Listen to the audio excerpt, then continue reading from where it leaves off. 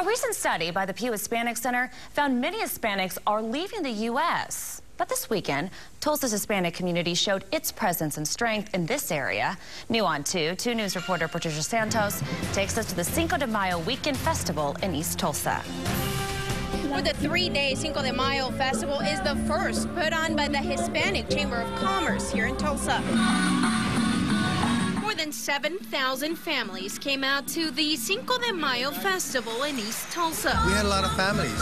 We had a lot of elder people as well, so it's a nice festival. The event, sponsored by more than 30 local businesses, is a fundraiser for the Tulsa Hispanic Chamber of Commerce. For President Francisco Trevino, it was also an opportunity for the Hispanic community to show its presence. Just now, we're tending to seek it more of the closeness of the Hispanic business community, the Hispanic community, because you're not only in the Hispanic community, you're not only talking about Mexicans, you're talking about South Americans, you're talking about people from Spain, the Caribbeans. I mean, there's a mix of Hispanics. I've definitely seen a lot of families together. They're definitely enjoying themselves, having all the little kids running around. Ilse Soto was glad to see there is still a strong Hispanic population in Tulsa.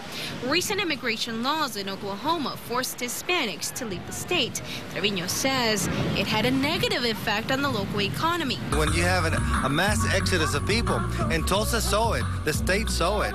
I mean, they dropped on the sales tax and they drop on everything. So economically, the Hispanic community contributes positively in Tulsa and Oklahoma. We're showing everybody that we're here as a community, as a Hispanic community, living our culture in different places and showing everybody how fun it could be to celebrate other cultures. The celebration is also a way for Latino business owners to revitalize their community. The event continues until about 9 o'clock tonight.